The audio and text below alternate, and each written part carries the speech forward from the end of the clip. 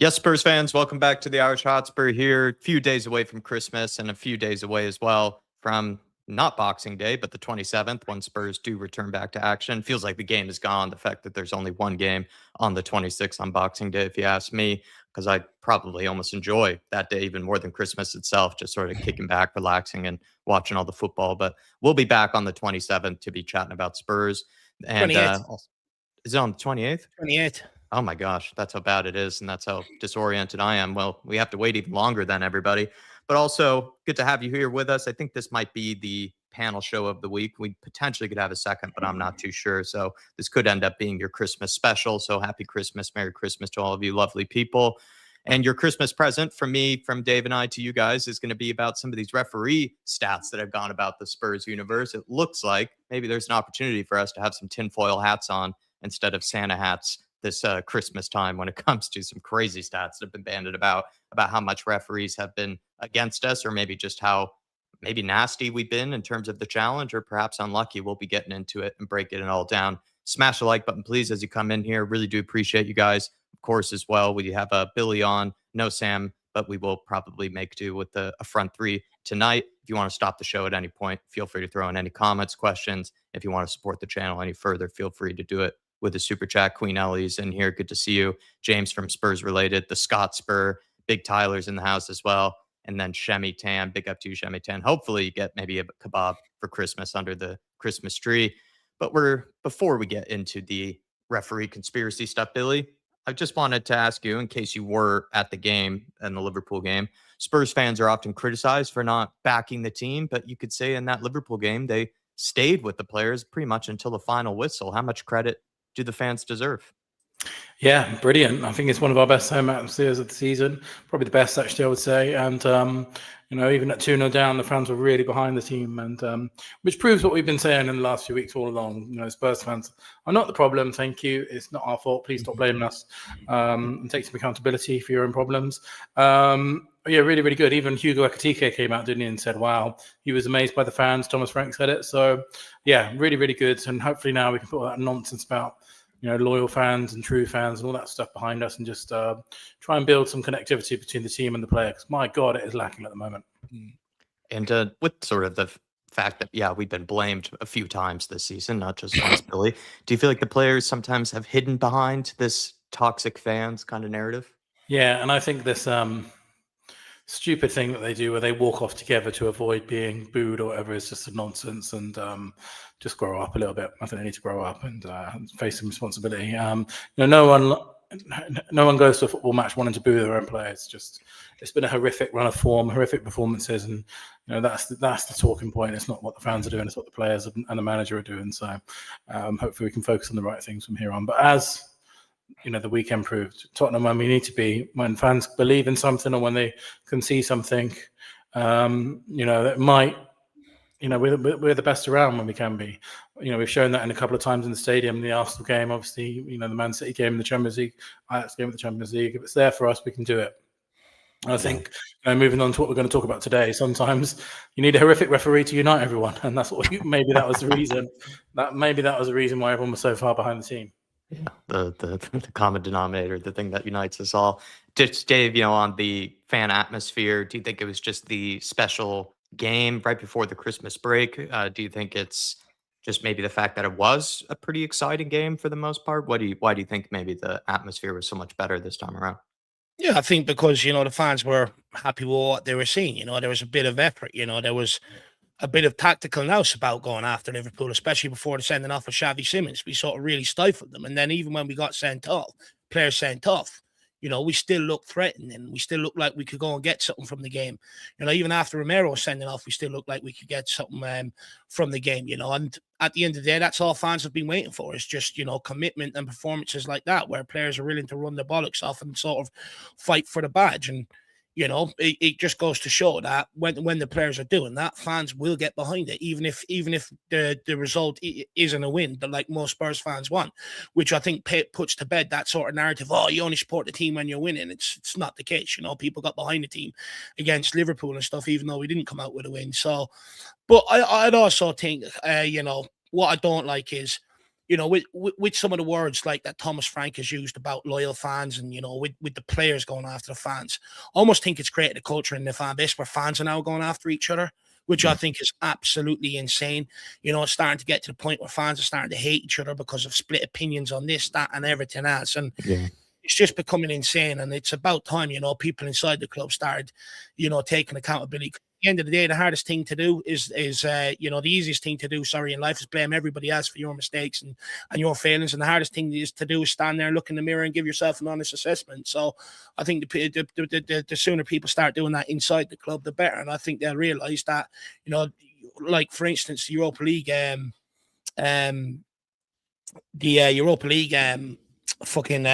parade. With that, you could clearly see that, we do have one of the best fan bases in the world. Over 200,000 people turned up that day. So, to sit there and say that the fans are the problem and this, that, and the other is absolutely nonsense. The fans have been pulled out time and time again this season. And I think it's just nice to highlight a bit of praise where it's due, Yeah. And Thomas Frank certainly didn't help things, right? By driving that wedge almost between the fan base, calling certain ones loyal who understand the bigger picture and just all of that, type of language, I think really didn't exactly help the situation in sort of making us out to be as if we are the problem, like Billy was bringing up earlier. James, good to have you, sir.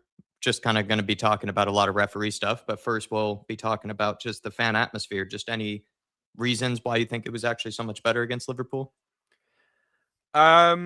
Yeah, nice to see you boys. Thanks for having me on. Sorry, I'm a little bit late. We literally finished our show literally 10 minutes ago. Bill was on as well, but no, I was there on Saturday. Do you know what? It wasn't better. I think the fierceness of the red cards and everything kind of upped it up a little bit. If you were there the first half, before the red card, I thought the atmosphere wasn't great again. So I think actually a lot of it was caused by the red cards and the VAR and the shouting at the referees, and it was a very hostile environment. I took my cousin, who's a bit of a neutral, used to support Spurs, but doesn't really like football as much anymore. Can't blame him, to be honest with you.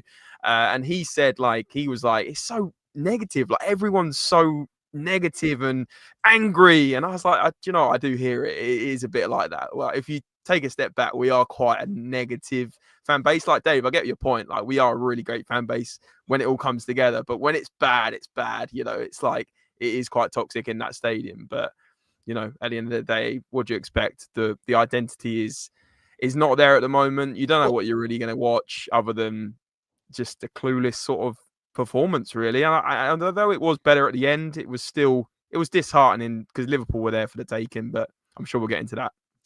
But I almost think, though, James, to what you're saying, though, that when it comes to the Spurs fan base, that's painted out that what we do is something that doesn't happen at other clubs. We're almost just told to shut up, clap, no matter what's going on, and that's just not the reality. At the end of the day, people pay good, hard-earned money. Some people use the last of their money at the end of the week to be able to go to the Tottenham game and stuff like that. And at the end of the day, they're lifelong fans. Are there before any manager, any owner, any player, any coach or anything like that within inside the club. And at the end of the day, it's up to us to sort of withhold the standards and let them know when things are falling below that and when performances aren't acceptable. And it's just like the minute we do, all of a sudden, and it's not just... It's all over mainstream media. Spurs fans are pulled out for booing and stuff, but that happens at every big club when things aren't going well. So I don't understand, why it's sort of painted to be a Spurs specific problem, and that we're almost told just shut up and sort of clap no matter what's going on. It's just like, well, that's just not the reality. It's never going to happen like that. Yeah, no. Like, listen, I do agree with it. I'm just saying, like, I think when things go bad at this club, it's like. It seems to be really, really negative. And I think a lot of that is that there's so many factors to it. Is like so many people want the owners gone and the board gone. A lot of people now want the manager gone. A lot of people don't rate the squad. Like there's so many factors. And then there's like almost that expectation that we should be finishing top 4 or top 6 because we've got this great stadium, because we've got this great training ground. And I agree on that last part. But because of the other factors I also mentioned, that's why it is so negative. It's Bill, I know you've been recently. It's toxic in there. Like it never feels. It's not as feel good. Like when we had Ange, it was like. And by the way, I'm not saying we should still have Ange. I'm not saying that. But like it was almost like a bloody party in there after the game when we won. It was like it was amazing. But even when we win under Frank, I'm like, cool. I'm going home. Like I don't know how to explain it. It's just different. Well, isn't it just down to results though and style of play? Because I remember I went to then a game, towards the end of last season, and it felt pretty dead, pretty quiet, like a library, and didn't seem like, wouldn't say it was necessarily toxic yet, but there was almost kind of a lifelessness to it because the form at home was so terrible already. The season, at least in the Premier League, was already over. So it's just when the expectations aren't being met and the results aren't there to back things up, fans to kind of struggle, to find what they're supposed to be sort of cheering for and get hyped up for, really. Yeah, definitely a factor, Jack. I think you're right, 100%. Okay. Yeah. Well, let's make a little bit of a dramatic shift over to some stats that have been bandied about, some crazy ones, in fact, and ones that makes me kind of consider about putting on my tinfoil hat this Christmas. Spurs have received the most cards in the Premier League and have committed the fourth most fouls, though, however. We've also drawn the fewest fouls in the league as well this season, so we've been given the fewest fouls by the referees. Spurs get a card for every 4.2 fouls, the lowest foul to card ratio in the league by considerable margin, in fact. Put on your tinfoil hat, Billy. Do you think there's a case to be made that Spurs have been refereed more unfairly than any other team this season? I remember tweeting about 5 or 6 games into the season that every single referee and performance that we've had has been poor. And I think it's got worse since then. I think we've had, the Liverpool game was a nadir for me. I think that was one of the worst I've ever seen. And we had the Newcastle game, earlier this month, whenever it was, November, whenever it was. Probably the worst decision that we've ever had against us, that awful penalty.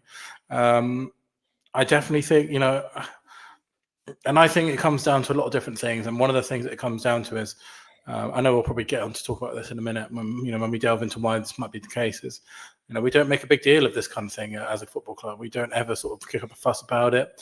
You've got teams like Nottingham Forest that release official statements. You've got Arteta going mental in every single press conference about it. Klopp will do the same. Guardiola will do the same.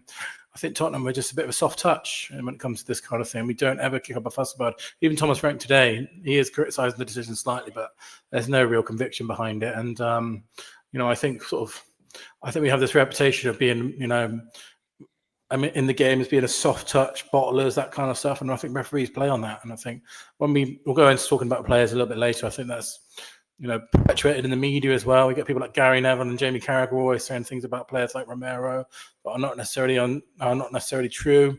And we don't really have. And Ange said this last year.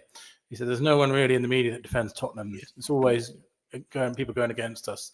And that's true. We're the only Big Six club where we don't have big media presence. Like Man City, you've got Micah Richards. You've got Liverpool, have got endless pundits. Man United, have got endless pundits. Chelsea, the same. Tottenham don't really have anyone other than people like Jamie O'Hara on TalkSport who are Glenn Hoddle. Glenn Hoddle, yeah. But Glenn Hoddle, if you watch Glenn Hoddle as a pundit, he slags us off more than he thinks. Yeah. He's almost a cynical Spurs fan if he is. I think we have to, we need to start making a bit more of a deal of it from the club, and that even if we have to go down the Nottingham Forest route, releasing a cringe statement, we have to try and reverse this because it's really affected us. I believe it's been a year of horrific refereeing decisions, I would say. Can I just add something very quickly? I've been watching the darts all week, or since it's been on. We're the only team that's like globally hated. Like, I'm not even trying to but it's like Tottenham get battered everywhere they go every single day at the darts. It's like, hang on a minute, we never sing that about any other team as a united sort of other sports. It's always Tottenham. Like, I've got to point out. If you go back a few years ago when we had Pochettino and Burnley away. Horrific decision of Mike Dean, and it's alleged that Mike Dean said to Pochettino, "Don't blame me just because you bottled the league." And a referee would not say that and get away with it with any other football club in the country. Like, Tottenham we sort of have this thing with Tottenham where you can say whatever you want against us. We got labelled as bottlers, live on TV by Rachel Riley or whatever. And so I'm going into the why probably a bit before we talk about the surface of it all. But we seem to have attract this kind of discourse around us with no one really to stick up for us in the media.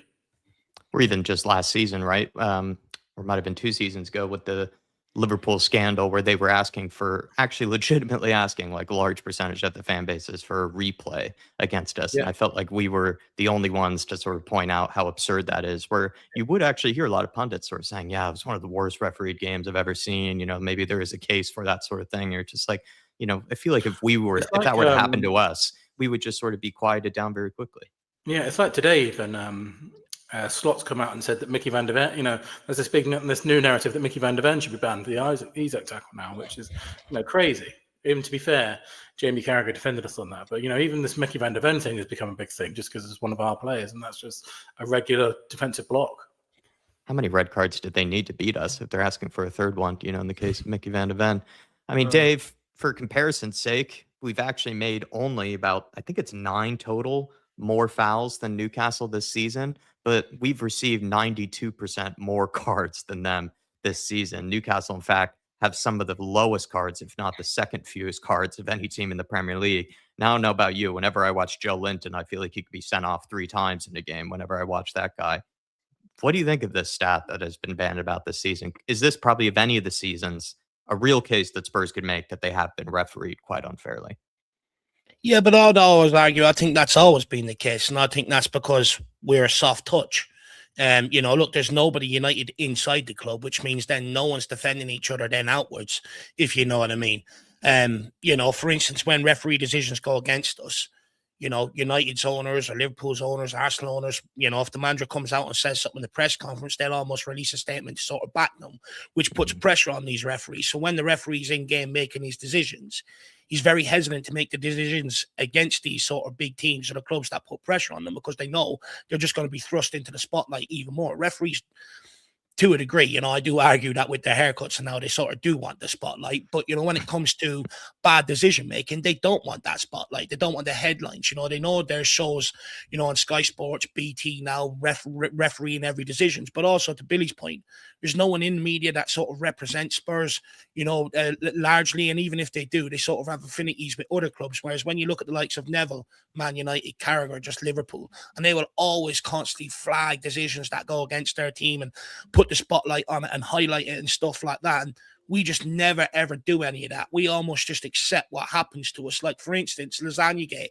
If that happened to any other club, they would have been able to play their game a day later, like Tottenham requested all the way back then against West Ham, because if not, they would have sued the ass off the Premier League.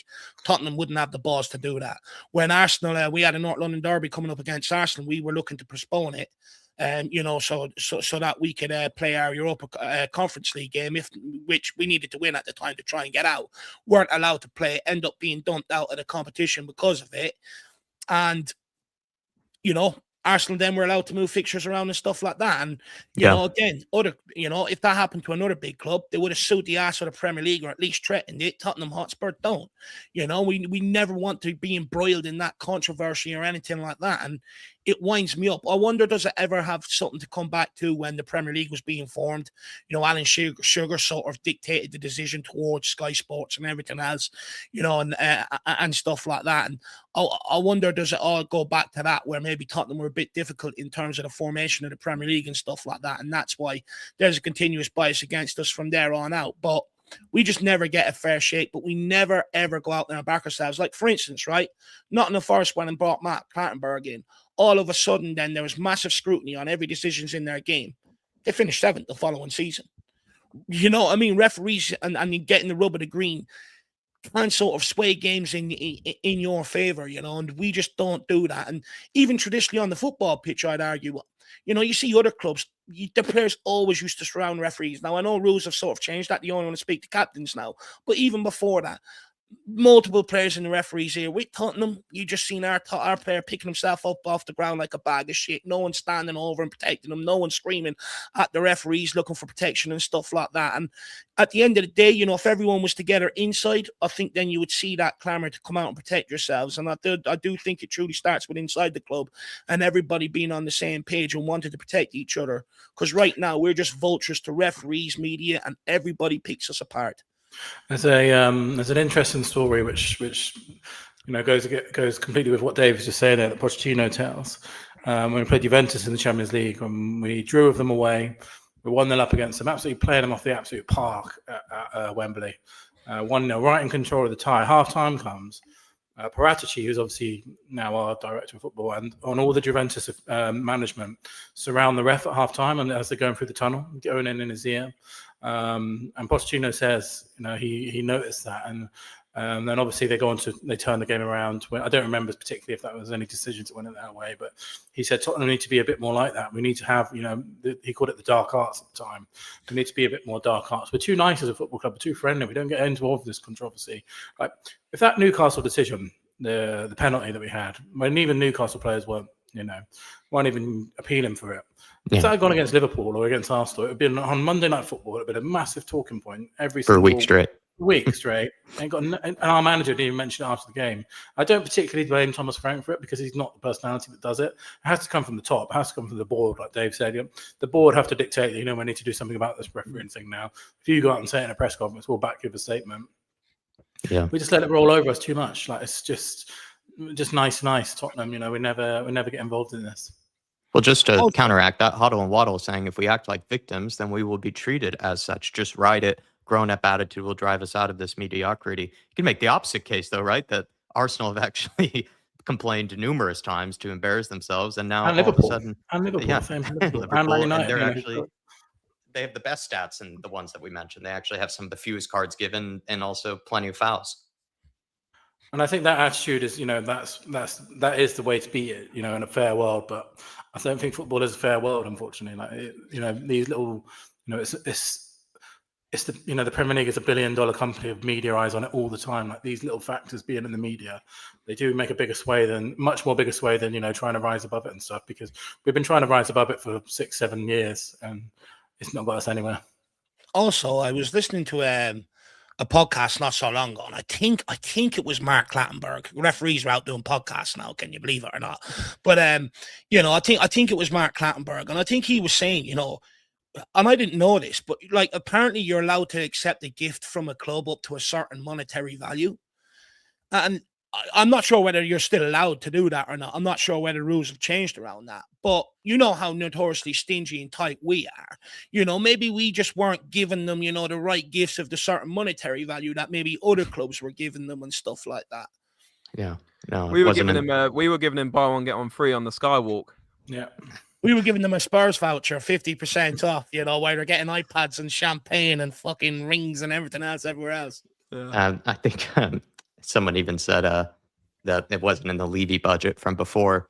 But James, I mean, there's obviously some people that think we're being ridiculous. Huddle and Waddle, right, saying that, if you don't complain, then, eventually you will get your just merits. There's also Stevie D here. Good to see you, Stevie D, saying you guys are probably clutching at straws a little bit here. I mean, the stats in a way do kind of speak for themselves too, James. Like, it is kind of crazy. We have the most fouls, or we have the most cards given, but we're like 4th or 5th in the table of fouls actually made. And then we've also been given the fewest foul calls in terms of receiving them from a referee as well. So we're just on the worst ends of the spectrum when it comes to this season. Sure.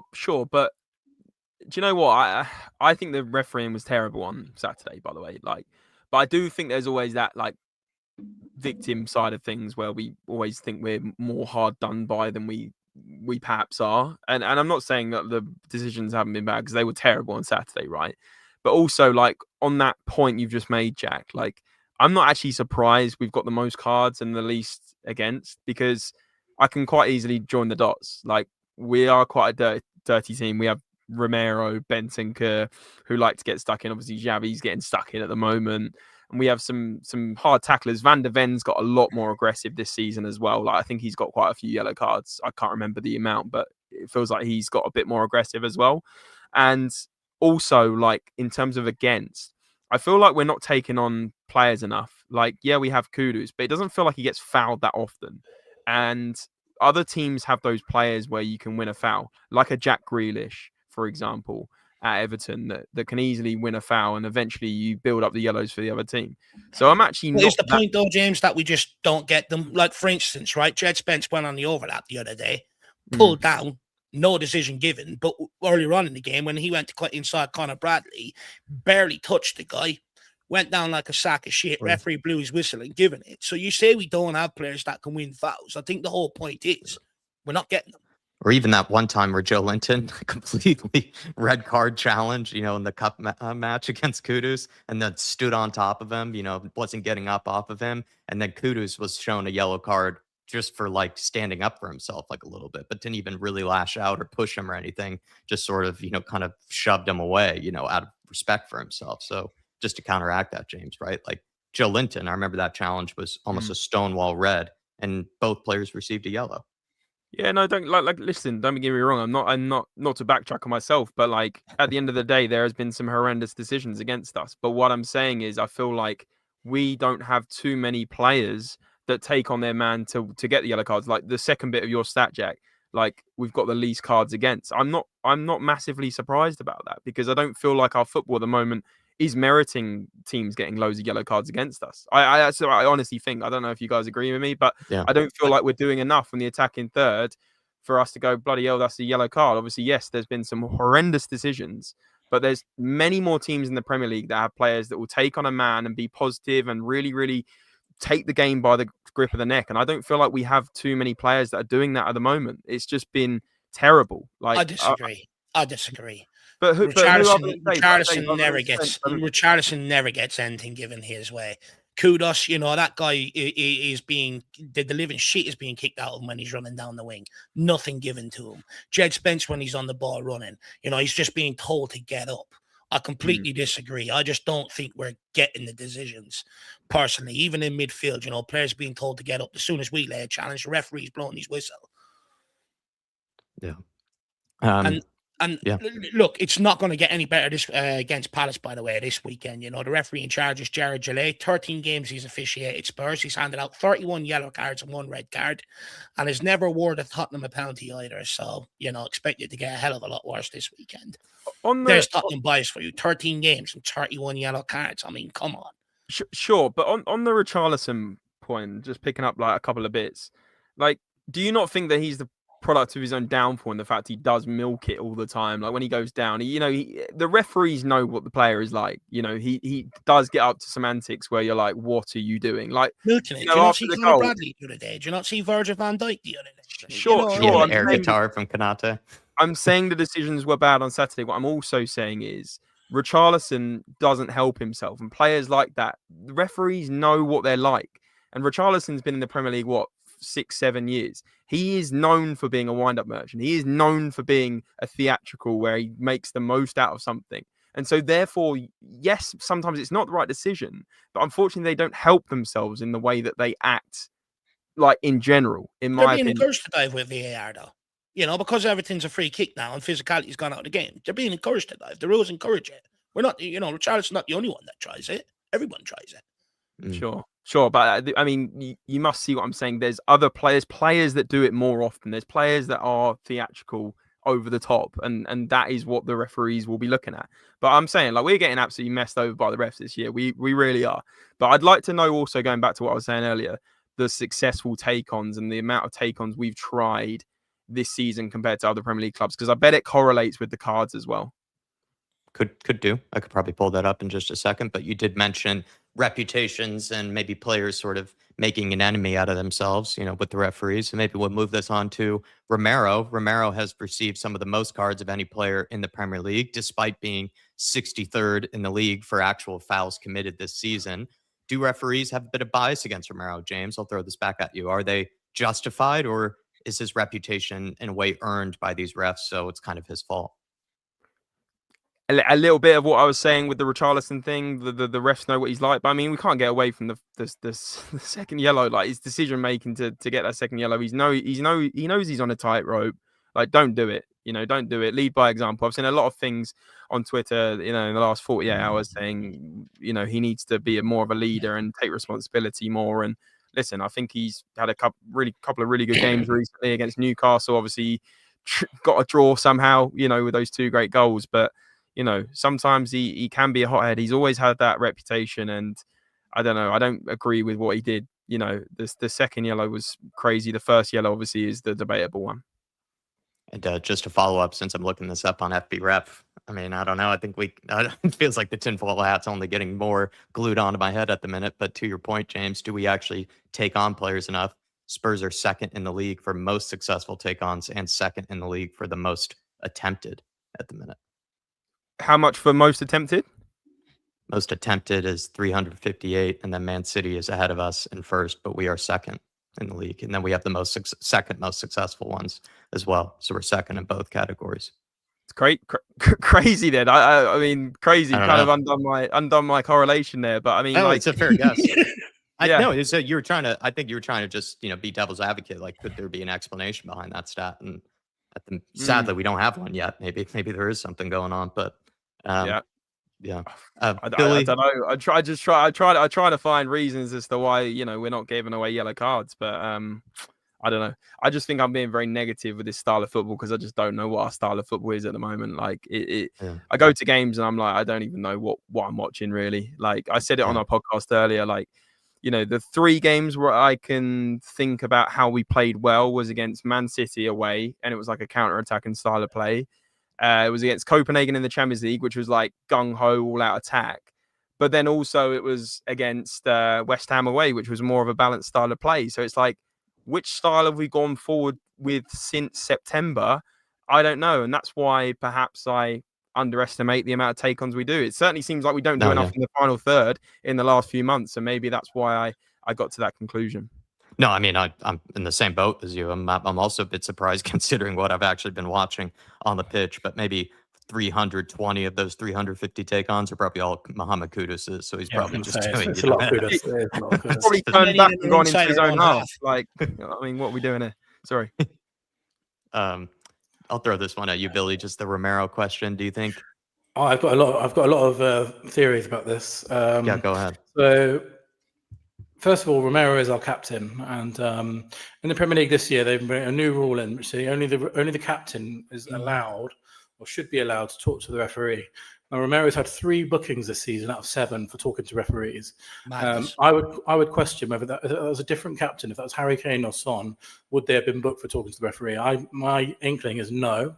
I think Romero has a reputation perpetuated by people like Gary Neville, calling him rash no matter what he does. Last 2 seasons, Romero's yellow card rate has gone down incredibly under Ange. I know, I'm going back on my words here. I know he's had 7 this season, but I think his reputation precedes him. And I think his reputation is unfairly perpetuated in the media. Possibly thrown in a bit of South American bias as well. He's an Argentinian hothead. And actually, we haven't really seen that Romero much until this season, where he has slightly gone back to the tendencies where we can see him lose his head. Last couple of seasons, Romero has not lost his head at all. I think got sent off 2 years ago in the Chelsea game, which was, he hasn't had a red card since until this week. So that's 2 years without a red card. His number of yellow cards has significantly gone down as well. In the last couple of years, we haven't seen this rashness from Romero that the media keep telling us. I feel like every time Romero makes a challenge, Gary Neville is slagging it off, saying, "Oh, that's rash. He's a dangerous player. He's a weak. He's doesn't think. He's a hothead." And that simply isn't true. So I think Romero's reputation with referees, and I would question if another captain has spoken to a referee 3 times and got 3 bookings, whether that would be true if that was still Romero. Because I don't think that would be the case. My other thing with Romero, and I think this is a wider problem that we're seeing at the moment, is I think the players' frustration with our style of play and what's going on in the leadership is spilling into their footballing decisions. And I think both Xavi Simons and Romero are frustrated because there's no conceivable style of play for Tottenham, as to James's point. There's no build up, there's no attacking sense of play. I think the players are getting frustrated with how little they have of the ball and what they've been able to do with the ball, and I think that's eking into their decision making. And I think you saw 2 examples of that. Xavi Simons had a shocking game against Liverpool, but has generally been, hasn't really been dramatically by Thomas Frank's system, getting frustrated. Romero again. Someone likened Romero to the Romero that we're seeing at the moment, to the Romero that we saw under Conte, where he's a bit sort of doing what he wants all over the pitch. And I would question whether Thomas Frank has the authority over these players at the moment, because I don't think it was reflected in their body language or what we're seeing on the pitch. To be able to dictate these big characters that you need, and I think maybe that's a reason why our players are acting a little bit out of frustration, because they're just like us fans. They probably don't want to be playing this horrific football that we're seeing. And it's probably spilling into their own decision making too. I just quickly on that, like I kind of was thinking the same thing, where under Conte, because of the style of play, it seemed like Romero did start to kind of lose his head at times and just grew frustrated with the way other people were playing. It wasn't maybe always just style of play. It could have also just been others making mistakes or just losing the ball unnecessarily. But he is a guy that seems to have really enjoyed the attacking play under Ange previously, despite being a guy that really loves to crunch into players. He seems to prefer to, have the ball. He seems to prefer to actually be playing football and not just defending like a Burnley or a Brentford for 90 minutes, really, even though he is such good defender. So there's actually something to that. I've kind of noticed that too, to a degree. Just I don't frustration know, kind of coming out of him. but I think if you looked at Romero's yellow cards in the 2 seasons on the Range versus the 1 season after now and the 1 season before, I'm almost certain it would be a lot less. I know he was injured in some of that time as well, which does make a difference, but I think we're definitely seeing a different Romero at the moment, which is not ideal now that he's captain. I think he had the same amount of cards 1 season under Ange, just like Ten Hag or something like that. That was like where people were talking about the reputation that he has. And it's like, well, he has the same amount of yellow cards as certain managers in the Premier League. So is he really that bad, really? But sorry, Dave, I know you want to come in. Yeah, when it comes to the perception around Romero, though, I do think, he has 2 genuine issues that really work against him. One is he's almost a throwback. If you threw Romero into the 90s or early 2000s football, the guy would slot right in, in terms of physicality, aggression, tackles, and stuff like that. And genuinely, everybody in the game is shit scared of this guy. They are shit scared of him. No one wants to go near when they got the ball or run at them when they've got the ball because they know what's coming. And no one wants to receive their ball to the back of Romero. I also think, the fact that a lot of the physicality is being taken out of the game. I don't think VAR helps Romero in terms of everything slowed down. Yeah, it looks worse than what it is and stuff like that. Like, you go back to the sending off against Chelsea there, what was it, a year or 2 ago? Everyone was screaming about it being, no, that's 100% a red card. And I was one of the only ones that sat there and said, no, it's not. He's clearing the ball. The guy's standing in front of him. You put a ball in front of a concrete wall and kick it, and tell me you don't follow through and hit that concrete wall. Of course you're going to. You're doing a swinging motion, But again, his reputation, his sort of fearsomeness and his aggression and how hard he is, sort of when it goes against him in terms of refereeing decisions, but also especially when VAR get involved. And I think the second problem he has is he does absolutely zero media. You look at other centre backs and other players that have no problem doing media when the Premier League turn up or other broadcasters turn up, when pundits, turn up and want to get interviews and journalists and stuff like that. He does absolutely nothing. And when you don't, and I've seen this all my lifetime watching Premier League, you just leave it up to everyone else to speak about you and determine whatever reputation they want. If you go and do all that media work, you tend to get better bias from pundits, from journalists and everything else like that. Van Dijk is a perfect example of that, right? Yeah. Who never gets booked for any kind of foul. He has any reputation of having a red card because he always, he's a terrific media presence, isn't he, Van Dijk? But... Well, and the thing is, if you go to, for instance, Van Dijk gets glazed, and rightly so, probably over the last few years. But no one's ever going to criticize the guy because they're not going to sit in front of him and say what they've saying in tele studios and what they're printing and stuff like that. And they're certainly never going to do that with Romero.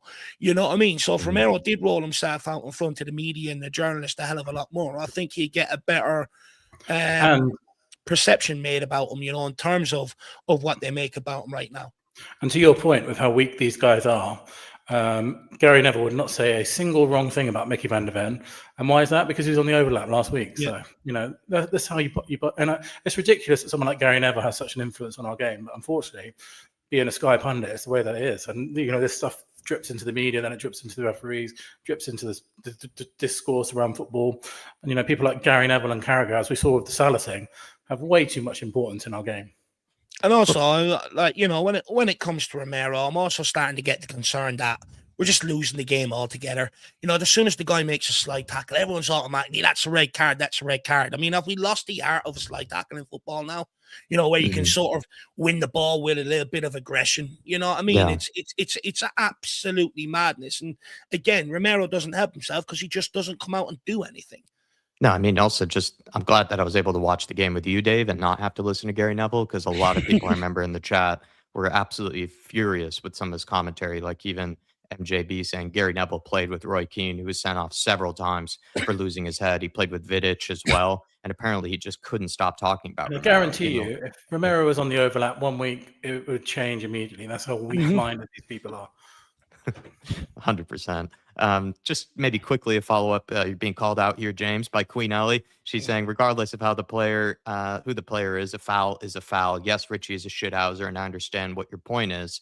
I still think that refs see it as a foul, that's their job, right? That even if maybe a player has a reputation, whether it's earned or unfair, they still have to look at it objectively, right? Sorry for me. Yeah, because your name is in the comment. Yeah, I mean, no, yes and no. Like at the end of the day, like linking it to what you've just said, like we're talking about media influence, and that has an influence on the ref's decisions.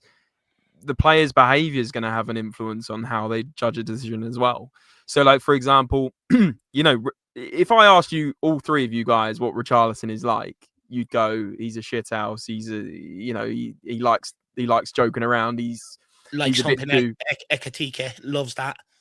What's that? See that after the goal, he jumped on. Yeah, he pinned him down. Yeah, started cowboying him. It was brilliant. Exactly, that's what I mean. Like stuff like that, I think it's funny, like but rodeo. it unfortunately works against it. I'm not saying that's 100% the reason. Like with Romero, I think he's started to sneak back into his aggressive thing. I feel Bill's point about I think coming up to referees is an interesting point, but I do think Romero's getting super frustrated with how it is under Thomas Frank right now, and so are the other players like Bentancur. We know he can put on a dodgy tackle. I think he's had 4 or 5 yellows this season, and you add them up. I'm not surprised we're the most booked team, and actually Tottenham have had a bit of a reputation over the years to be a team that can get a little bit nasty. At the end of the day, these Liverpool fans are absolutely hating us at the moment, aren't they? And said, "Well, they do it this team in the league." And then you got all these other people replying saying, "Yeah, they're horrific." It's like, do you not watch Spurs every week? I feel like we're a soft team rather than a dirty team. I think Liverpool fans seem to have this "how dare you touch us" mentality, though. It seems like it's coming from them. Like, how dare you, like, even try against us, type of mentality. It seems a bit crazy. Sorry, dude. Thing is as well, when it comes, and I hate Liverpool and the fan base, don't get me wrong, but in fairness to them, they'll always back their player no matter what. And I feel like at Spurs we don't do that. We have to be nuanced and balanced, and it's like, the whole thing about supporting your team is about sort of having that bias, right? You know what I mean? It's sort of like with our pundits don't back our players either, like we mentioned earlier. Like, yeah, Glenn Otto, for example. Also, the other thing is, like, from the weekend, I'm also not surprised it was a bit of a fierce game, especially second half. Like, it got all a bit nasty, especially after that red card, because look back at the years over Tottenham, Liverpool. It's always chaos. Like, do you remember that game where who was it? Kane on someone got sent off. Like, could have got sent off. Then someone else got sent off. Who was it? The right back. I can't remember. Remember Diego Jota? Charlie Skip's head and never got sent off. And Van Dijk on Solanke last season. There you go. So there's loads of examples. There was Curtis Jones got sent off, or someone like that. Curtis Jones got sent off, and fullback got sent off as well. Yeah, it was a fullback, wasn't it? I can't remember who. They went down to 9 men. I don't know. Went down to 9 men. Yeah. But I do think Billy has a massive point in terms of you are starting to see a lot of these players sort of get frustrated, because even when you look at a lot of the players we brought in the summer, they're all forward-thinking players, all players that want to be in possession, maybe Barjau, Paulinia. And I do think there's a massive point to that. Like, one thing that I don't think anyone really considered is when you're spent 2 years of someone constantly telling you how good you are, despite all the outside noise, despite everyone's criticism, he's constantly telling you how great you are, and just to focus on yourself and focus on what we're going to do. We're going to be brave. We're going to play this way. We're going to play that way. And then all of a sudden, you win a Europa League. All of a sudden, he goes through the roof. And then you're bringing in a guy then that's coming in and saying, well, I guarantee you're going to lose games. 100% guarantee you that. And then, the messaging is always respecting, look, how Wolves are going to cause us a threat and a problem and stuff like that. A lot of these players be sitting there scratching their head. And to be honest with you, when you look at a lot of the players that we've brought in, they're all players that want to be in possession, that want the ball, that want to play. They don't want to be sitting off teams and sort of respecting them and stuff like that. And I do think at some point you will see that boil over on the pitch. And I do think we're starting to see that. Just also as well wanted to add, like with what Billy was saying, with actually the cards that Romero has received this season, if 3 of, I think, the 9 that he's had are just from approaching referees as the captain, it's already absurd enough. But I think, Dave, I can name at least 2 challenges, I think also this season, that were just blatantly clean challenges, like clean tackles, and the referee straight away is on him, giving it as a yellow card. And then maybe there have been some others that I felt like were actually highly debatable, like whether they actually were warranted of a yellow card. Because oftentimes, I do feel like with Romero, yes, maybe there are ones here and there where he probably does just completely mistime it, just absolutely clatters through a player. Every player has that. Every player has that. And there have been ones. It just gets made more when it's Romero. Yeah, exactly. And then there have been ones where, like, I'm just baffled by the fact that it's even thrown as a yellow card so quickly when he's just clearly won the ball right in front of the referee's eyes. So I do feel like there is an exceptional bias against him, that they don't even seem to understand, like, how he could win a challenge like that. But I actually think the issue is that Romero's just that good, actually, that he can win challenges that people probably wouldn't expect a player to. And he goes for challenges that people wouldn't expect a guy to. But he usually comes out with the ball relatively cleanly, I think, more than people actually give him credit for, if you ask me on it. 100%. We've lost the art. Almost now, every slide tackle is a free kick or a yellow card. We've lost the art of being able to slide in and win the ball. It's a joke. Yeah. I think we'll move this on just slightly to just Romero's aggression in general. Is this something we accept, James, or is it becoming a liability? Would you change Romero at all, or would you keep him as he is? And be honest. I feel like we saw, I can't remember who mentioned it, that he was a bit more reserved last year, a bit more disciplined. Maybe he's starting to fall back into that slightly aggressive version where we need him to sort of calm down a little bit. Otherwise, we're at a risk of getting a red card and the game runs away from us again, especially at this time. But also, like, not to repeat what Billy said, but I feel like there's just frustration creeping in amongst the camp, not just with Romero. So, yeah, I think the overall problem, I know we've talked a lot about yellow cards and discipline. I think the overall problem is the fact that Spurs aren't good enough at the moment. And, we kind of creep towards talking about discipline and yellow cards and stuff. But actually, I think we need to sort out what's on the pitch before we then, stoop to the level of, just constantly talking about discipline. Like, do you see what I mean? Like, I feel like the overall problem is how the team's playing at the moment and the mess that's going on, really. I mean, we haven't even got into it yet, but Paratici could be gone. So, I mean, we've got some serious problems to deal with other than the referees, I think. Yeah. When it comes to would you change Romero? Not one bit at all. For my whole lifetime, Tottenham have sort of had a very soft underbelly, almost being soft on the pitch. I actually like the fact that, this is why I think we need to get Paulinho back in the midfield ahead of him. I actually like having a couple of players in amongst, some, because at the end of the day, when you've got a lot of technical players, every team needs a ball winner or two. Look at Kante for Chelsea for years and stuff like that. Every team needs a player like that has a bit of aggression, that can get stuck in, that can make tackles and stuff like that. And for me, we need someone like Romero. I think I think people really do forget how bad it was before he came to this club. We watched Dyer, Sanchez and Davies jockey back with their hands behind the back, almost like they were handcuffed behind them, inviting them onto our goal. Romero's proactive. Romero gets out. He stops things at source, things I was screaming at previous defenders to do at this football club. And at the end of the day, people say it doesn't work well for him. He's won a World Cup. He's won 2 Copa Americas. He wins copious awards out in Italy, which is notoriously known for defending. They appreciate how good he was. When you look at other clubs, you look at Arsenal, how much they appreciate that rat, Gabriel. That guy's just as aggressive and stuff like that as Romero, if not does worse. You look at how Liverpool have loved Van Dijk over the years, being the bully boy of the Premier League. Yeah, at Tottenham, we want to tame him. We want to calm him down and stuff like that. How about we just gain a big club mentality and appreciate it? You think Real Madrid fans went mad at Pepe and Ramos, and they were worse, all the red cards and everything they picked up? No, they didn't. They appreciate it because at the end of the day, their job is to stop the ball going in the back of the net at all costs. Sometimes you got to give away free kicks. Sometimes you got to give away yellow cards. And I would argue I'd like to see more Tottenham players be more clever like that. I go back to how many times Brennan Johnson or Porro have had the opportunity to pull people down and recognize the danger, failed to do so. Same with some of the midfielders. Same with some of the forward players. Romero's the only one in this team that actually understands the art of stopping the ball at source and trying to stop the ball from going in the back of the net and realizing danger. And at times it comes across as rash. But if anyone's played the game, if anyone's been on a football pitch or even on a five-a-side and you have a player running through on goal, you're going to take him out. You're not going to let him just go and score a goal. You're going to take him out. And if you don't, you're a shit defender. So for me, I don't want to change Romero whatsoever. I think we actually need to start embracing and asking more of our players to be more like that. Because at the end of the day, it's one thing being technical and being able to play teams off the park, but it's also another thing being able to look after yourself. And we have to learn that art. Billy, is Romero perfect as he is, or would you change him at all?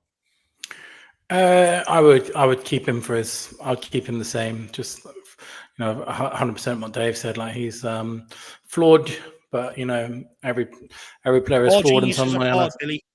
Exactly, mate. Exactly. I'm all about the aggression. I love his mentality. I think a lot of the fan base at the moment are really firing for him after this game, but it was only 2 weeks ago we were lauding him as a genius for coming back in that Newcastle game. So if you have to it's like that old phrase, isn't it? If you can't accept me at my worst, you don't deserve me at my best. So I will always take I would take a Newcastle for every Liverpool game that we saw. So I like that kind of spirit. I like that aggression, and I like the fact that he's just a winner. He's an absolute winner. You cannot deny the fact that Romero is a winner, and we do not have enough winners at our football club, without a doubt. Don't have enough winners at the top level. We don't have enough livers on the pitch. Romero is a winner, and we need to build our identity around winners. For me. Also, just another quick question to maybe throw out there. If Romero made that challenge on Isaac and the result was a broken leg, Spurs fans would be on his case saying how much of a nasty challenge. It's a reputation, mate. You're exactly right. You do not see people saying that about Mickey Van de Ven. And by the way, it was a horrendous challenge. He caught him after the ball had gone and everything else. But, when Mickey Van de Ven would come out and do the media stuff and everything else, he's loved. He's a darling. So no one will say that was rash, that was nasty. But when it comes to Romero, if that was Romero that made that, Spurs fans would be talking about it right now. Mm-hmm. I kind of love every aspect of his game, really. I kind of prefer the more aggressive defenders than I kind of do the defenders supposed to be aggressive. It's their job. Yeah, but even the Van Dijks of the world that I think maybe at times did kind of get away with, just sort of always jockeying, never really being that aggressive player at times. And the ultimate are Sergio Ramos and Pepe, right? I love those guys. Sergio Ramos is probably my favorite. Yeah, my favorite defender of all time. Really, Pepe, I used to love watching Pepe in the Champions League. He'd always get booked, and it's just brilliant. I just think there comes with it too when you play that style. Like there is a mental edge towards it as well, where I do feel like you can almost within a few minutes take a player out of the game for the whole 90, because if you sort of intimidate them like that they know if you put in a challenge early, or if you sort of show that aggression early on, they're always looking over their shoulder. They're always, aware that, this guy is going to be absolute up my hole at any stage, when I receive the ball. Whereas guys who don't do that, like Dave brought up, the Dyers of the world, who I still won't get that image out of my head of when I think he jockeyed, what was it, Marcus Rashford for that goal for about 40, 50 yards and just let him basically walk it towards he chauffeured him in. He chauffeured him, yeah, like a waiter to a table or something. It's just, it's like, do you remember Liverpool away a few years ago, in the Poch era, where Ben Davies against Mane as well? He sort of let him run the whole length of the pitch alongside him, and then Romero would have cleaned him up for a booking about, I think we were missing a Romero plenty of years ago, and I'm relieved that we have him now. But I felt like we almost could have used him 2-3 years before he actually did, in fact, come to the club. Really, and I think we missed players like that, to be honest. But we'll move things on to maybe just a final question here. Spurs are almost certainly not getting relegated, you would say, under Thomas Frank. But do we stick with him until the end of the season and effectively write this season off, or now try to maybe salvage something from here by bringing in another manager? Spurs are 5 points off of Sunderland in 6th and 4 off of Palace in 8th. Is finishing inside the top 8 an absolute must for a Spurs manager, Billy? Surely we need some kind of European football at the very least, right? I mean, it should be. If you look at the people that we've sacked previously, like Pochettino was sacked. The manager that gave us everything that we wanted. 5 amazing years, got us in title races. He was sexy football. At the very first sign of danger, he was sacked. Nuno was sacked in 8th place. Conte was sacked in 4th place. I think Mourinho was sacked for finishing 8th, wasn't he, as well? 7th. 7th. And a cup final. And don't forget, at the beginning of the season, we were told we're going to compete on all 4 fronts. So if Thomas Frank doesn't get Europe, I would imagine that he would have to be sacked. And in answer to the question, I was just on a stream with James earlier, and someone in the comments said a Japanese proverb, which is, if you're on the wrong train, you need to get off at the next possible stop. Otherwise, you're just going to end up racking up more money. So the next possible stop is January. So if it was me, I would pull the trigger. But I think we're just wasting our time with this guy. I don't think he's the right guy at all. That's a great analogy, right? If you're headed the wrong direction, why do you keep heading that way? Get off the train. Completely agree. I mean, James, for you, I feel like that's the bare minimum, right? Is to get some type of Europe this season, or am I asking too much of Thomas Frank in his first season? I mean, like you said, Jack, 5 points off Sunderland. So when you put it like that, it's not woeful.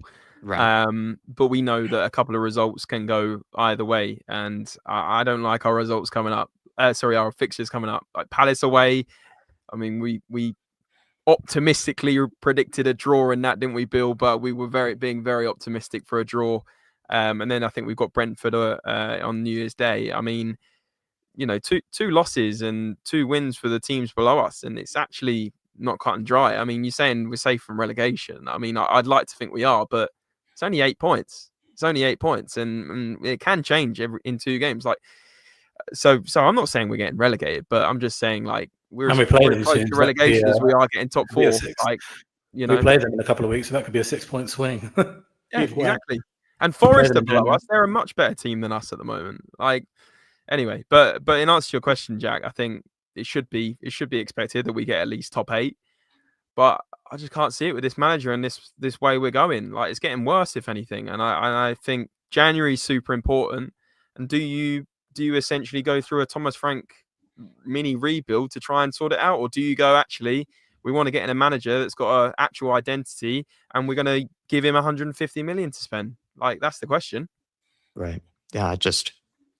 I don't know, Dave. Like, we sort of said that, this season, it's like sort of, well, it seems like we have been lowering our standards, for the most part, going into this first season under Frank. I just feel like getting Conference League is like sort of around the expectation, at least be challenging for it, throughout the season. At this point, of course, we're only about 4 or 5 points off, but the way that we've been playing over the last 2 months or so, I have no confidence really that we'll be finishing in around those areas. We're almost just fortunate that the league has been so competitive this season. So isn't that kind of how we judge it, basically? It's just, whether we stand a chance, basically, of finishing in Europe. Because I do feel like the owners have kind of consistently sort of kept that as sort of a bare minimum expectation. They have to have European football. They have to have these midweek games. And if we are looking like we're not going to be having those midweek games, I think the pressure should be on, to be honest.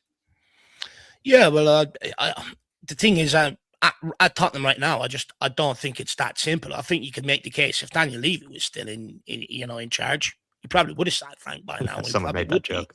Be on the merry-go-round. I think with the Lewis family, I think they're trying to do maybe something a little bit different, maybe sort of give off the vibe of a little bit of stability. That's maybe why they made the statement after Nottingham Forest game. Maybe they're trying to do everything that maybe Daniel Levy didn't do, to sort of prove a point. Because you got to remember, these guys sort of done a coup d'etat against Daniel Levy, sort of forced him out of the club, to a large degree. Then they've also put in an audit against him and everything that's gone on. And I think Simon Jordan sort of spoke about it brilliantly on Talksport, that it's like you're almost trying to force him into selling his shares of the club at a reduced price and get rid of him altogether so that they can sort of sell it and then all take their retirement funds out of it and stuff like that. But so I think right now they're sort of trying to give off the air of calm and stuff. But, also, how much of it is them being sort of wet behind the ears, not having to make these decisions before, maybe not reading the warning signs or the danger signs and stuff like that, And because, to be honest with you, when you look at it, I don't think the players are too happy with what they're being asked to do and the way they're playing. To Billy's point, you see that frustration boiling over. You look at all the stats; they're all piling in a negative direction. There's not one good green shoot out there that anyone can point to that sort of defends Frank's position or stuff like that. It's all ifs, buts, and maybes. What if we get Kulusevski in that back? There's no guarantee that they're going to have any part to play this season. At the end of the day, Frank walked in not having them as an option, so he knew they weren't going to be a part of it. So still up to him to get the best out of what he's got. 2 international breaks, we were talking about being inside the top 4, and now we're sitting here down in 14th, and it's just getting progressively worse. And I also think, you look at a lot of the way Thomas Frank has handled himself, a lot of the things that he says and stuff like that. I think it's clear that maybe the job is also too big for him. But I think because there's been such change up at board level and structure and everything inside the club, I think the board are very hesitant to sack Thomas Frank and almost hoping that he can just guide them through their first season in charge. But to be honest with you, what I don't like is I feel like we've almost completely lowered our standards to we're worse than some of the teams that are being promoted with the way some people go on about, this squad and this football club and stuff. At the end of the day, there's this notion that we put unrealistic expectations on Thomas Frank. Most people lowered their expectations. In years gone by, it was top 4 bare minimum and hopefully get into a cup final and see what we can do. This season, it was just literally, can we salvage a European spot out of the league campaign? So many people sort of lowered their expectations heading into this season. I don't think asking for a top 8 finish is too much to ask for or stuff like that. And at the end of the day, it's been a standard put on every other single manager at this football club, and then the fact that he's fallen even below that. And now we're at the point where everyone wants to sort of rip everything up, get rid of the coaches, the manager, the owners, the players and everything else. It's a real indictment of how bad things are going on the football pitch. And, for me, when it reaches that point, I think it's about showing a bit of cojones and being brave. Like our motto is that there is to do. If you're in ownership and you really want to embrace that model, you send out it now that that's not acceptable. You send out that message to the changing room as well. You also say to them, if results don't start picking up over January, we will have no problem having a quick fire sale and bouncing some of you guys out of here either and make that change. Because if you don't, and with the way things are going, it's looking like you're certainly not going to get any European spots out of it. So at what point do you be brave, make that change and make a gamble? Of course, there's no guarantee that it's going to pick up and improve. But, I think there's a notion out there that it's not. We sacked Nuno back in November. We brought in Conte. We went on and got Champions League out of that season. You know what I mean? So, we've rolled the dice before. We've seen the benefits. You look at Nottingham Forest. They sat down Postecoglou, brought in Sean Dyche, another win or two, and all of a sudden they're overtaking us. They're seeing the benefits of it and stuff like that. So for me, if our motto's to dare is to do, I think you got to take the gamble.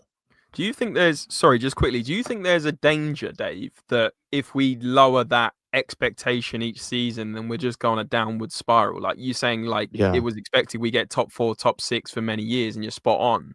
But if they then don't sack Frank and they just say, look, we think he's going to get the best possible finish, and they're not actually stating what I think they used to do, especially under Daniel Levy. It was a Daniel Levy thing to get top 4, top 6 because of finances more than anything. Yeah. I think if you then stoop to this new sort of outlook of, okay, yeah, top half and see what we do, we're in a rebuild, it's lowering those standards, and slowly you can just become a team that's not then expected to get top 6 and top 8 in the future seasons to come.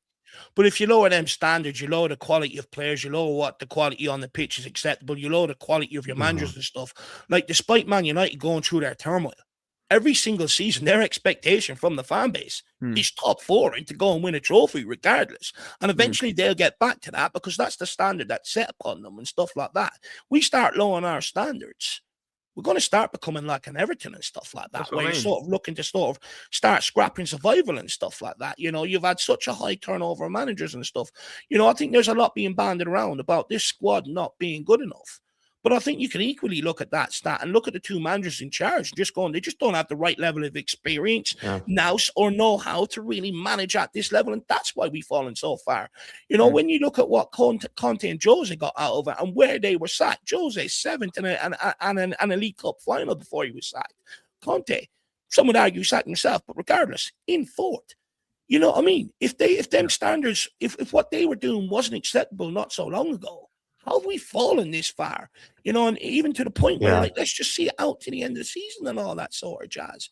At the end of the day, as fans, it's our job to withhold the standards, regardless of who your owner is, your manager is, or the players is. It's up to you to withhold them standards and make sure and put the pressure on people that when you come in, these are the standards that you have to uphold.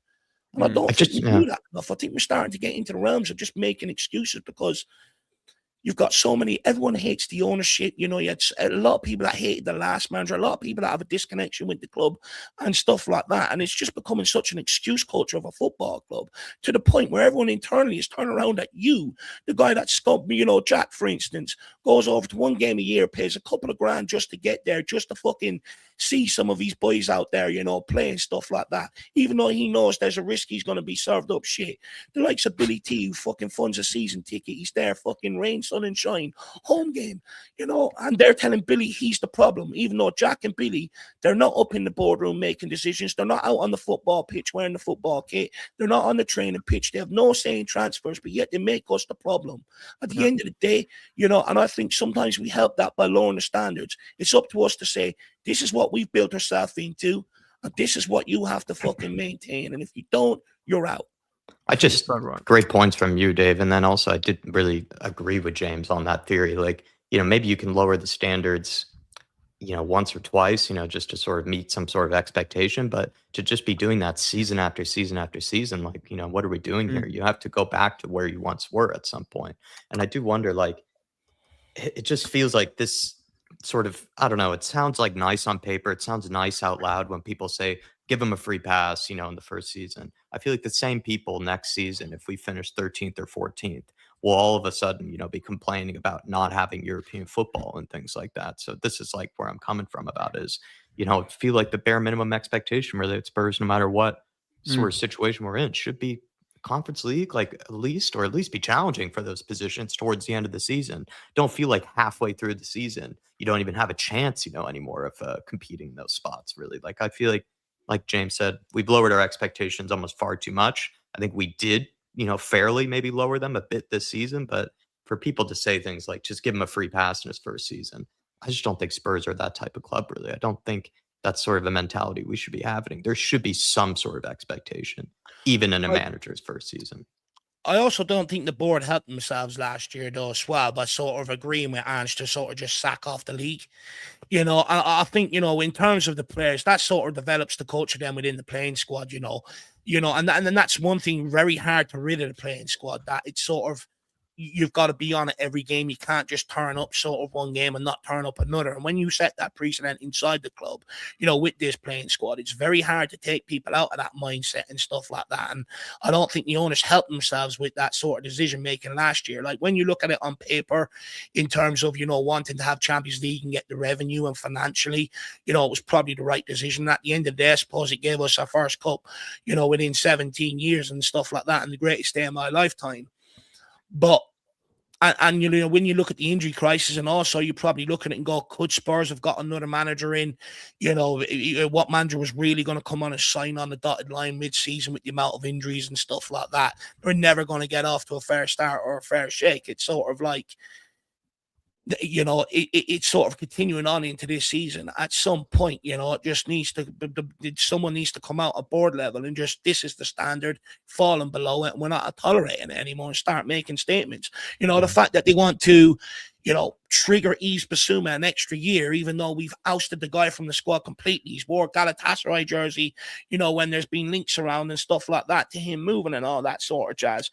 The guy's been on balloons and everything else. It's just, set your standard there. Use Bissouma. He's an easy one to use to start cultivating a sort of winning environment. Cut him this January. Cut him, and start cultivating that. All of a sudden, that sends a shockwave up anybody else who's sort of dangling in a similar position to him. All of a sudden, those who don't start training harder, there's your next easy targets. And the ones that sort of buck up, then they push the people ahead of them. Use them as an easy target this January to set the culture. And Dave, not to just add another topic, but the only reason that Basuma is still about is because they didn't pull their finger out and get him the sale that he needed to go. It was clear that he wasn't in the plans. He's only with us because we didn't manage to get him a sale when it all fell through in Turkey and everything. So, I mean, there's more problems than just what you mentioned. The other thing I was going to very quickly mention was people think that Tottenham are a top 6 club or whatever you want to call us, like top 8, and people are like, actually, no, Spurs aren't top 6. What Dave just said there and what we've all just said in the terms of like, if we're lowering the standards progressively and slowly, you'll start to see like, okay, Tottenham, can they finish top 10 now? And then it's like, and then it stoops down another level. And by the way, we're not immune from getting relegated. I'm not saying this season we're going to get relegated, but like teams in the last 10, 15 years that are getting relegated, like Newcastle, okay, they bounced back now, but they went to the Championship at one point. West Ham went to the Championship at one point. We're not just immune from this relegation word. Like, we are actually getting to a point where we're starting to stoop our level down so much. We're not even in the European like talk, where it's like, right, now we're lower table. Do you see what I mean? And it can start to spiral out. Like, the thing is, get the right management and sort it out. The big joke around the place is, we're not 17th yet. But, anyone that's saying that, Thomas Frank has got us there within 4 months, quicker than any other manager. We're nearly there, and it's almost like we're sleepwalking into it.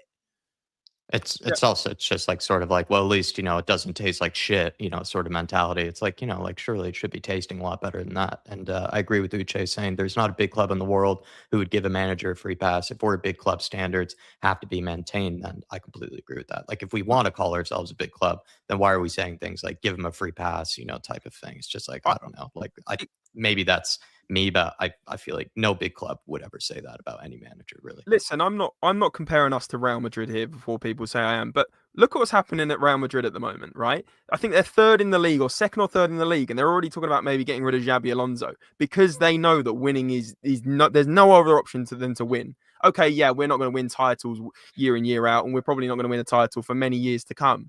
But suddenly, if the goalposts change and you're starting to go down and down and down, that's when there's a concern that the culture in the club has changed and the vision has changed. And, Real Madrid might get rid of Xabi Alonso and he's sitting in second place. So what's the difference between Spurs sitting in 14th where they shouldn't be, but, oh, yeah, let's just give him a free hit. You can give a free hit to Real Madrid. The funny irony of it is that Daniel Levy probably would have sacked Thomas Frank by now. Oh, yeah. I loved that tweet, whoever I saw that from.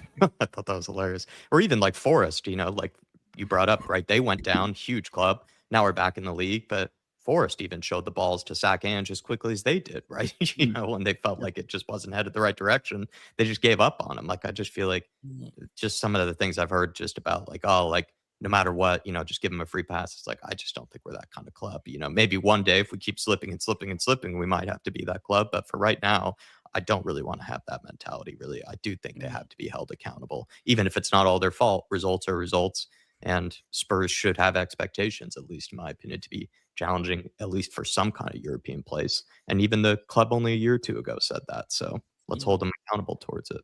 And if Ange was given a free hit at Forest, they'd probably be getting relegated. But they made the big decision, and suddenly they're starting to climb up the table. I think they're only 16th or 17th. But I tell you what, they'll be above us soon because they're a better footballing team. I think they're only three or 4 points behind us. Yeah, and it was massive mud before that, wasn't it? So there you go. I had a crash out with Dave yesterday. Once Fulham passed us on the table, I was like, Jesus Christ, Fulham, the team of misfit toys, is in front of us at the minute. But we're gonna wrap things up here. Billy, thank you so much, man. Thanks for coming on the panel. I'm putting in change for Spurs in the chat as well for people to go follow. Any final words? Thank you very much, guys, and Merry Christmas to everyone. It's been great talking about our rubbish football team this year with you guys, and look forward to doing it in the new year too. And hope everyone has a lovely Christmas. Same to you, my man. Merry Christmas to you. And James, I'm finding your channel link. I put it in the chat earlier, but I'm pulling it up again here. James, any final words from yourself? Yeah, no, I enjoyed being on the channel. Yeah, we had some good debates about the cards and everything, and got completely put back in my place on the Jack murked you. Absolutely murked you. Yeah, absolutely undone. But it's not a panel show without a bit of a debate, is it? So it'd be boring without it. But no, everyone in the chat, hope everyone has a great Christmas and have some nice time. Hopefully away from Spurs for a few days. Get that out of your head. And thanks again, Dave and Jack. Always a pleasure being on here, guys. Subscribe over to Spurs Related. You just did a stream earlier with Billy. If you haven't gotten up Billy, please head on over to that one, see what they had to say. I imagine I didn't get to see it, James, but hopefully you didn't spend, as much tinfoil hat conspiracy theories as we did. We just thought that would be our Christmas special for everybody, just to maybe sort of ease off some of the Thomas Frank conversations, at least for a little while, and just chat about something else for a little bit. But everybody follow over on Spurs Related, please. Show them some support. We're just going to take these members' questions as we're wrapping up, since we are a little bit pressed for time, but I do want to honor the support that they do show us, of course. Sugar Ray, big up Sugar Ray. Hopefully you're having a good Christmas, by the way. Sam, where's the money going? We spend some, but if making 400 million revenue every season, now why don't we have an Mbappe and a Dembele? I wouldn't go that far, Sugar Ray, but to take your point to some degree, like this is what I'm saying. Like when we're sort of saying give a free hit, no matter what, to guys like Thomas Frank, it's like, yeah, but look at the amount of money this club makes. Like, look at sort of the stadium capacity that we have. Look at the size of the fan base. We have 200,000, like Dave said, showing up to the trophy parade for the Europa League. Like, I just feel like we should be, of course, acting like a bigger club from the board perspective, spending more money, showing more ambition. To Dave's point about Yves Bissouma being more ruthless in that regard. But also, I just feel like, expectations, I think, should be a bit higher than what they've been this season. When it also comes to the money, I think one thing we don't take into account is they have huge loans to pay back. They took out a huge one over COVID, a huge one to build the stadium, the training complex, buy some of the property up around Tottenham, stuff like that. And on top of it, they've also moved money around before to help fund other projects. And then they say they eventually funnel it back in. But, with the structure we've got set up, money's constantly being moved around. It's almost like the money that's being made off Tottenham will be moved into, I think recently some of the money was put into sort of bringing in bulldozers and stuff for some sort of project and stuff like that, So that's where basically the money's going, my man. it's being used to fund everything else Nick are doing. And then Q7 saying, hello there, lads. My questions are, do you think signings will change our current mid-table trajectory this season? And with it being January, whether fans like it or not, clubs don't want to sell mid-season. What areas can we realistically expect to strengthen? As I can't see more than 2 signings if we are lucky. James, can we save our season with some signings in January? Is that possible? I think he's answered his own question there. January is a very difficult time to do business. There are definitely a few players out there, like while we've been on stream, Semenyo's looking likely to be going to Man City in the first week of January. So maybe that will move the dial for a few other players in the Man City camp. Obviously, we've talked about Savinho in the summer. Could we get a deal over the line for him this summer? He seems to be a little bit out of favour there. And then obviously you've got Marmoush, which I don't think that's going to happen because they've only just signed him. But yeah, there's definitely a few players out there. Can they save our season? Well, we thought 5-6 months ago that Xavi Simons and Kudus and everyone else was going to be the answer to our, poor form in the league. And it turns out that actually Thomas Frank is somehow doing even worse with the tools he's been given, with the additional tools than Ange Postecoglou in the league, which is kind of crazy. But yeah, it's very difficult. We did a bit of a review on our channel earlier about who we could potentially sign, but the list is quite short. You got to be realistic. It's January. Players don't want to move mid-season, and a lot of them are locked into pretty fixed contracts, aren't they? Where I don't give up hope though this January, well, actually, sort of do actually now that I think about it, is we did get Kulusevski. We did get Kulusevski and Bentancur 1 January, and that sort of went on and changed our fortunes underneath Antonio Conte. But we also did make, I think, the managerial change, just before we signed them and that as well. To be fair, but the guy responsible for sort of bringing them in, he's leaving the club now. So that's sort of it sort of dwindles my hope, but. To your point, I don't think just bringing in players is going to change the fortune. I also think you are going to have to change the manager. At the end of the day, everyone's screaming about bringing in more forward players. We've already brought in 3. If we bring in another 3, do I really think Frank knows how to get the best out of them? Sadly, I don't. Maybe if we bring them in from League One, he might. I do think it's a fair argument saying he knows how to get more out of average players than he does, more quality players on that one. Maybe. Lastly, sorry as well. With the World Cup coming up, this January is going to be different to every other January. There might be a bit more quality on the market with players looking to get out of bigger clubs or get into bigger clubs to try and jump, into them World Cup squads. So if we're ambitious, we might be able to pull a rabbit out of the bag here. I've heard Neymar's trying to warm up for the World Cup and he's had surgery. So, Neymar come back. Maybe if our expectations lower far enough, Thomas Frank might be the perfect manager because we'll be expecting 15th, 16th, which might be his level. For Dave, what do you think of the theory that with Paratici leaving, it means Frank will likely not be sacked anytime soon, given Johan Lange's role as the director of football? After all, it was reported that Paratici doesn't like Lange. Yeah, on that, for me, to be honest with you, the way I see it is the Lewis family getting rid of Levy's guy. When we signed Paratici, it was well documented how much Daniel Levy was fawning over him, how much respect, and recognition he had for what he'd done at Juventus and stuff like that. And it was really sort of Daniel Levy's guy. When he came in here, he trusted Paratici to do internal review, put structures and that in place. He almost gave him more reign in the club than he's given anybody else ever before to sort of change things at Tottenham and stuff like that. And when we brought him back, Daniel Levy was still here. So, for me, I do think it is the Lewis family getting rid of Daniel Levy's guy, and they're going to keep Johan Lange in there, which I also don't think he's the right guy for Tottenham in terms of bringing in players. I don't, one thing with Paratici, he managed to get in the room for some of these players, with Johan Lange. A lot of people in football, I don't think, will pick up the phone or even have the respect to pick up the phone to the guy. So I think that's also something that needs to be looked at. I think, we need to bring in a new director of football. Some people were saying Paul Mitchell, Campos is out there, there's people out there. Yeah, 100%. Let me just go back to this one. And then previous managers would have been torn apart for what Frank has done. Do you remember anyone blaming the squad after Sheffield United knocked us out of the FA Cup or when Ipswich beat us? This is kind of what probably been repeating myself a few times about RSTs. I do feel like the expectations have been lowered, maybe to a degree justifiably, but I think they've been lowered far, far too much, to be honest. Like I seriously, I'll repeat myself again, do not understand the free pass sort of a sentiment, about this. I just feel like, yes, if we reach real doldrums, of sort of where we're at, maybe I'll have to sort of accept that. But I don't think we're there yet. I think people have lowered the expectations far too much. Sunderland. I feel like, sorry, just very quickly. I know we're pressed for time. I just feel like, and I've repeated this so many times on these podcasts, on my one, on your one, on other channels. Like, if we're gonna take this free hit approach, there has to be improvement and a style of play where you can get on board and go, 100%. okay, I can see an improvement. Let's sign some players. Let's give Thomas Frank a bit more time because Rome And if wasn't he's built in using a day. academy players. Exactly. But I can't see any improvement right now. And in fact, I honestly think it's getting worse. And when it's That's a good getting point. worse and you don't have an identity, that's where I can't get on board with giving this semi-free hit thing. I just can't get on board with it. That's a better point than I was. That's very fair. Very well said, James. Come Sunderland, do you think there's a chance we'll be down 16th or 17th? In the words of Sam Dave from the other week, anything is possible.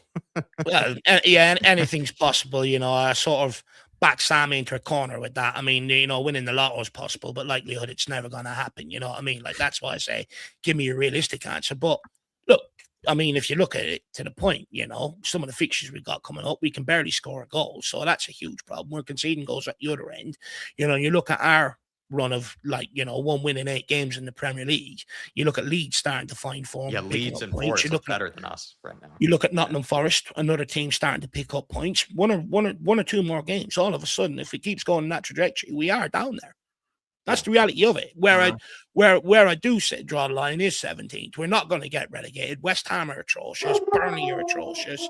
And Wolves are absolutely shocking. So, the fact that they're so bad, you almost make the same argument as a lot of people made last year. The bottom 3 are that bad. That's what sort of would help us survive. It's lucky, Dave. But the worst thing is this year is we're not sacrificing something to gain something. We're sacrificing everything this year. Yeah. That's the thing, though. Like you just mentioned, it's a bit like last year. Like, the only reason we didn't get relegated last year is because there were 3 worse teams. And it's gonna maybe happen the same again this year. Like, there's a genuine chance we'll finish 14th, 15th, 16th if this carries on. Maybe 17th. Like, it's that bad. And unfortunately, we need to turn it around ASAP, I think. Yeah, for sure. He also goes on to say, I agree with Stefan. We did not play well against Liverpool. David, even yourself said that we didn't make Alisson work that much. Defensively, I do agree. We caught them by surprise. No, look, I get it in terms of, we didn't make Alisson work that much. We didn't create a lot of maybe the possession that we had or the dominance that we had. I said it myself in the watch along. I could see the warning signs coming.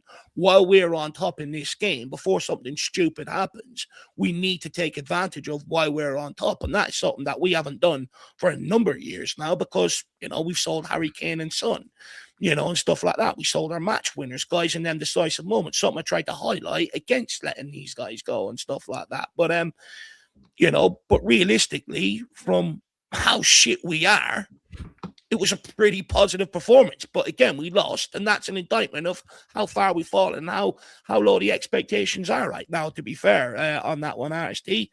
And then we've already spoke about the transfer window, so we'll just get on to the last one because I know everyone's sort of pressed for time. Everyone's got shit to do. What's for dinner? What's everyone having for dinner? Jack, anything exotic or exciting? Geez, it's always a bit weird right before Christmas Eve and Christmas. I am looking forward. I'll just say for tomorrow night. I am looking forward. My family usually makes like a corn clam chowder, or they usually make like a very nice black bean kind of soup. So soup season for tomorrow, which I am looking forward to. Class. Can't tell you about tonight. I'm more excited about tomorrow. Yeah, James, I'm the same. I'm the exact same. I'm like, I'm gonna scrap up something now, maybe pasta or something, but tomorrow and 25th is where it gets a bit more exciting on the food front in this household. So yeah, looking forward to some. Can't wait for the turkey on Thursday. I'm buzzing for it. Pigs in blanket. Oh, it's going to be unbelievable. Nothing exciting for me either. I'm just going to whip up a couple of sausages and chips, whack some red sauce over that bad boy, and that'll do me this evening. I'm more sort of waiting for the Christmas Day dinner. But look, we are going to end off. Everyone's got places to be. I want to say, first of all, though, a very Merry Christmas to everybody out there. Hopefully you go and enjoy yourselves. Forget about Tottenham's woes and troubles for the next few days and just enjoy the little breakaway. Yeah. And we'll resume it again, for the weekend with Crystal Palace. And also a massive Merry Christmas and thank you to everybody who's contributed to the shows this year, whether that's watching at home or coming on and joining us. Really appreciate every single one of you, and I hope you all have a wonderful Christmas. Merry Christmas, everybody, and we'll see you back, I believe, for the game festivities on the 28th. Maybe there might be some stuff in between. We'll find out, but appreciate you guys. And of course, come on, you Spurs. Hopefully much better Spurs in 2026. See you, everybody. Come on, you Spurs.